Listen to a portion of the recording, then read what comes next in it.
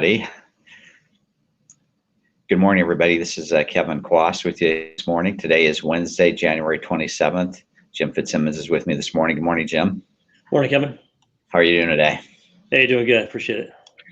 Good. Well, hey, we just have a few topics that we want to touch base on today, and we appreciate everybody who are listening now or will join us a little bit later, and appreciate you being a part of it. I wanted just to touch base on the monthly bonus for our over-the-road drivers. As a reminder, this took effect on January 1st, and it's monthly. So the first payout will be on the 12th of February on that paycheck. So eligibility requirements are monthly, so through the 31st of January, and then the first payout will come on February 12th. And I'm really excited for this bonus, Jim. I think this is a really great thing for our drivers. It gives us a chance to kind of focus on key things and then, reset every month, right? If there's an area that maybe we didn't do quite as well in, and we can reset and don't have to wait for a new quarter, and it just resets every month. And I think it should be very positive, don't you think, Jim?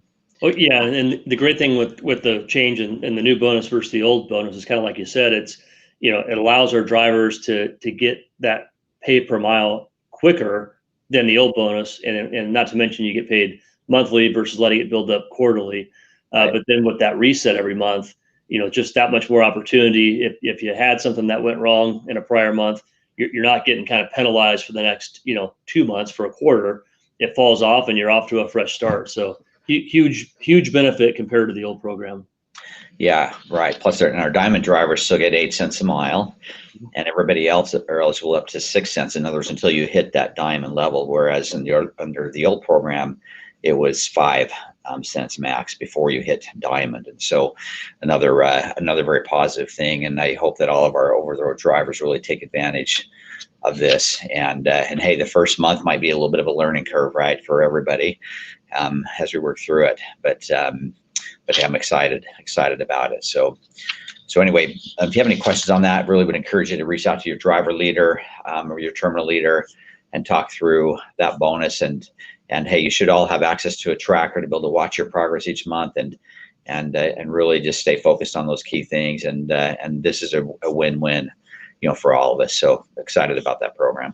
Yeah, and we're still working a few of the final bugs out of the program. So we had a couple hiccups around the drivers having a hard time getting in to take the appropriate classes, safety classes. So I believe we got those fixed now. But as we find issues that we couldn't find when we were doing testing prior to going live, we'll get these fixed. So I don't want anyone thinking that we're set this program up and then you're not able to log in from a smartphone to take a safety class. Those are the type of issues we've got to get those worked out. But we should have those worked out, by the end of this month. Yeah, and then Jim, I think also during the month that anybody like the safety class, I know there's some people that had some problems, with the system, in other words, and so we're always going to err on the side of the driver, right? In other words, if the system had somebody locked out, for example, of a safety class for the month, well, we're just going to give them credit for that, right? Exactly. For this. And so if something happened like that to you with any of these criteria, and it and just talk to your driver leader, and we're gonna be very, very fair about that. So definitely. Okay, do you want to move on to the next topic, Jim? Yeah, so just want to kind of give everyone an update on COVID and what we're seeing at Swift. And keep in mind, typically the trends we see at Swift kind of follow the trends that you see for the U.S. or even by state. We see kind of the same trends. And so as no surprise, after Thanksgiving, Christmas and New Year's, we were seeing positive cases going up. And of course, anytime you get gatherings, you see a spike in the amount of COVID cases. And so we were seeing the same exact thing at Swift. The good news is it looks like that's starting to plateau, similar to some states are seeing the same thing where they were really ramping up in cases and case count. That those spikes are starting to flatten out, and we're seeing the same thing at Swift now. One thing I want to hit on, and we hit on this a few months back, or maybe it's been more than that, is we track case count by drivers, company drivers, owner operators, office staff, and our mechanics. And so we can kind of see, where things are trending, where there's more exposure or more risk. The great thing is the drivers and the owner operators are much lower as a chance at catching COVID, because if you look at the percentage of those that have it out of the total population in those groups, it's actually less than half when you compare it to the office or the mechanics. And so just wanted to give everyone out there what you're doing clearly is working. And so I think our drivers and owners, Kevin, are doing a good job of keeping themselves protected. And just a lot of that's just the basic stuff. You can only do so much, right? Because you can't, unless you're going to hunker down and shelter in your house or someplace. You can only do so much to protect yourself. But I do feel like what our drivers are doing clearly is working, because we're seeing that case count stay very low with our drivers and owners. Yeah, I agree, Jim. And hey, driving is still a very safe job if you do what you just talked about, and be very careful about following protocols and with hand sanitization, all those kind of things, and you're going to be safe. And it will continue to be that way, I believe. And we still providing the supplies. So hit our shops if you need hand sanitizer or those kind of things. And we're being very careful to make sure that we stay stocked up on those kind of things. We're getting a couple of questions coming in here, Jim, on this topic. Maybe we hit those real quick about training. How is training being done now since COVID? Are we still required to train closely with the driver? So we've taken as many steps as we can. In other words, our DQP or orientation, if you will, type of processes, or social distance and those kind of things. We're being careful in our academies with distancing and those kind of things. But when it comes to training in a truck, there's just not much we can do. And so, in other words, because of the size of a truck and the practicality of all of that. And so the good news is that we have people that have been with us either through our academies or, coming in from an outside school, been with us for a few days, so we can watch for symptoms and see if anybody is symptomatic. And of course, we wouldn't put them on a truck, the mentor. We would never do that. If they're displaying symptoms, we'd work with them to get them tested and those kind of things. So we're working through that. Still paying for a COVID positive test. I'm assuming that's about wages. Jimmy, you want to talk about that? Yeah. So I'm just doing the same thing. So I think the question is if you test positive for COVID and you're not able to work, and this would be the same thing. So say if you have a spouse or somebody you live with that tests positive and you're forced to quarantine, we're still continuing to pay. So we started doing that, I believe either in February or March, Kevin, is when we started doing that. But we started doing that with literally our first positive COVID case, and we've continued to pay every single one since then. So nothing has changed there, and there's no plan on changing that. So I guess the point of that is if you think you have COVID or somebody in your house has COVID, raise your hand, because we don't want to take any chances of somebody feeling like they can't say anything because they can't afford to miss a paycheck. And so they are just going to kind of push through and try to keep it quiet. We would rather you say something and let us take care of your wages so that you could get the proper rest, get over this thing, and then not spread it in the meantime. And that applies to any job, right, Jim? Yeah, our office, mechanics, drivers, even owner operators. So. Yep. And then Jim, what about the vaccines? Yeah, so there's been a lot of questions about that. Now that really varies. It's not only state by state, but it's county by county. And so there's a ton of variations. It's kind of a moving target, because as the vaccines get delivered, the states and the counties are working through distribution on how they're going to do that. And so on the transmission, I think the end of last week, we put something up there, and it's got state by state, kind of gives you an idea of where to go look to see what's going on in your state. I saw some feedback on there where our drivers were asking, is this going to be a mandatory requirement of SWIFT? And definitely not. I would encourage people to get the vaccine, but if you don't believe in vaccines or you don't want this vaccine, by no means will you ever be forced to take that vaccine. Yeah, great comment. So I appreciate that update. And hey, I'm very optimistic about our ability to stay safe as individuals and as a group relative to the virus. But I also want to emphasize take this seriously. Don't downplay it. I mean, we have lost more team members from COVID over the past probably 6 weeks than we have the entire time prior to that. And we know every one of them. We know their names. We know who they are. We know their families. We're supporting. We're helping families after we've lost these team members. But take it seriously and be very careful. And And if we do that, then we'll be fine. And the thing is, when these most serious cases, when we lose somebody or somebody spends an extended period in a hospital, they almost always have tracked it back to something that happened outside of work. I don't even know of a case, frankly, that they maybe one early on where they thought it was work related, but really it's things that we're doing outside of work. And so just encourage everybody to be safe at all times. So, okay, well, Jim, good. Should we talk about the market a little bit? Yeah. So I'll kind of take the lead on that, Kevin, and chime in where you want to. But the great thing is, we saw huge demand. Demand kind of surged starting early June. It lasted all the way through the end of 2020. And the great news is we're still seeing high demand here in January of 2021, which typically, obviously, if you've been around for more than a year, you know that normally you start the year off January, February kind of sluggish, and then March things kind of start to pick up again. But the good news this year, just with the impacts of COVID, is we're not seeing that typical slowdown in the start of this year.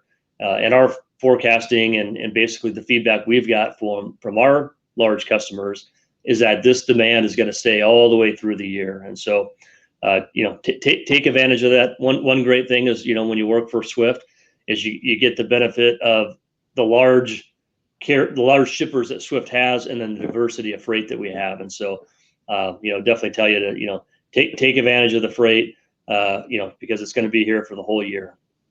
The other thing, Jim, that we normally see this year that impacts is Chinese New Year, where we'll feel that impact. And hey, that's what we're hearing from our supply chain resources and looking through those supply chains across the pond, if you will, is that Chinese New Year is not going to be really an event this year, in part largely because of COVID, because things were slowed down so long in China even, and in these foreign markets, that they're kind of working through that holiday this year. And even right now on the West Coast, there are vessels that are stacked up waiting to get into that port in LA Long Beach, into those ports. And so we don't anticipate that Chinese New Year is really going to hit us here in in the February, March kind of time frame. So we should see some continued strength.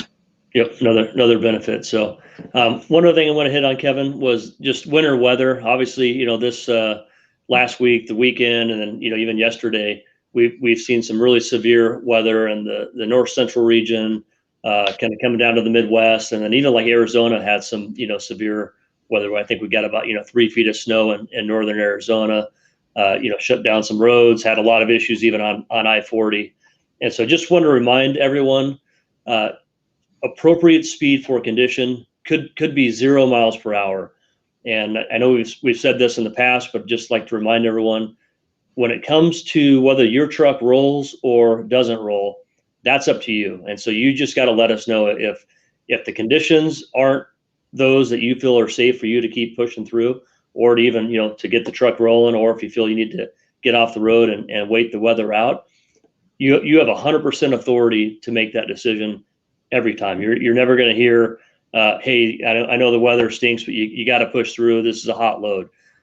If you get that, escalate it, because that's not the culture we have at Swift. And so I just want to make sure, like putting it on these videos, because it's on record, that you have the authority to stop that truck if you don't feel it's safe.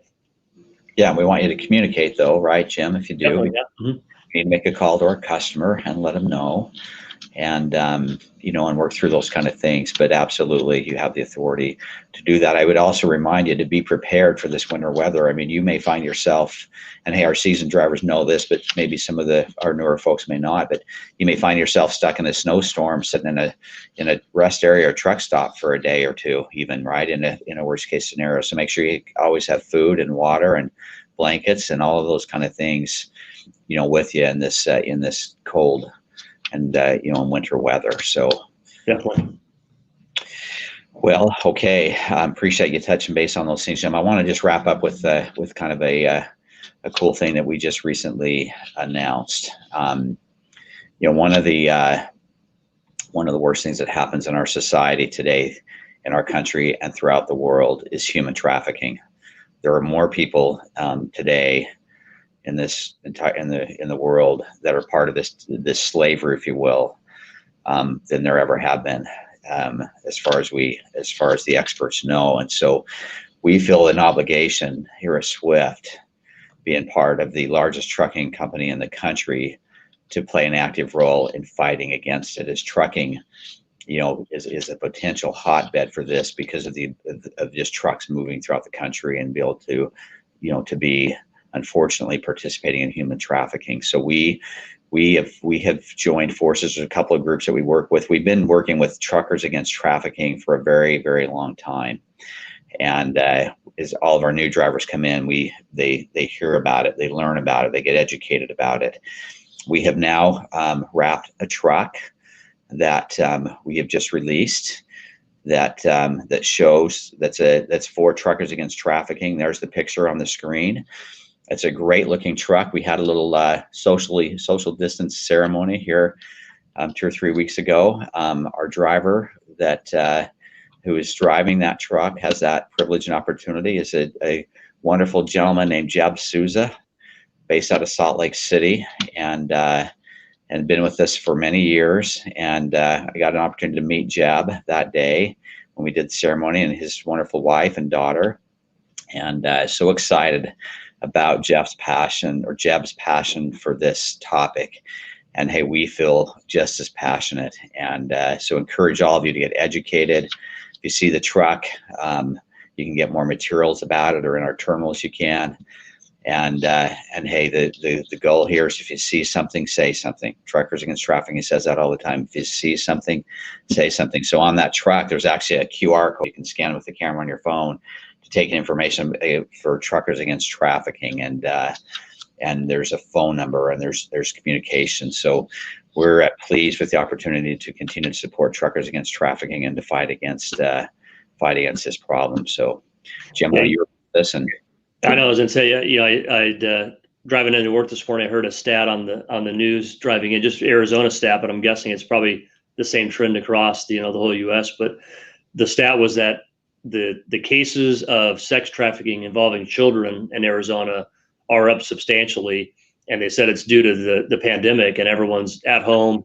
It's kids are online a whole lot more than they used to be, and so maybe that's just a good takeaway if you got children at home, or a niece or nephew that is at that age, to just it's a great reminder that obviously that's how these traffickers, that's how these people find victims, is online. And so it's just a good reminder for everyone.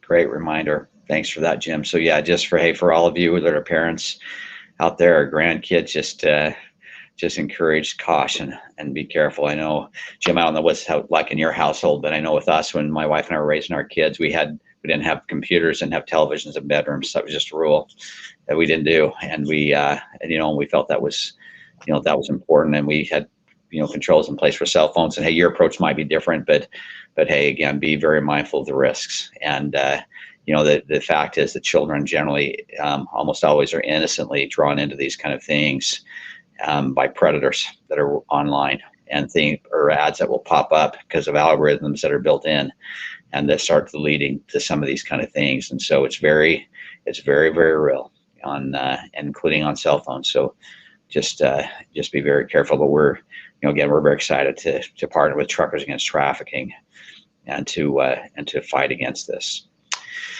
Well, Jim, I think we've covered our topics today. Any other comments from you?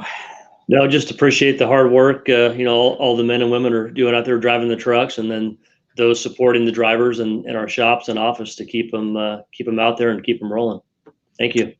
I completely agree. Thank you, Jim. And hey, just continue to be safe as you drive. For those who are driving, as you're working in a shop or wherever you might be, and be careful with the pandemic and all these kind of things. And hey, we're going to have a great year at Swift, and look forward to very positive things for all of us through the year. And hey, who would have thought a year ago, Jim, it's January 27th, we had no idea what was coming our way, right? I guess you never really do. But it was a unique year, but we've all kind of figured out how to roll with the punches a little bit. So anyway, but we're optimistic and excited about this year. But appreciate all of you, and express your appreciation to your families also, and for their support, especially those of you who drive and who have loved ones at home. And we appreciate the support of our families and all those who support us. So thanks so much. Thank you.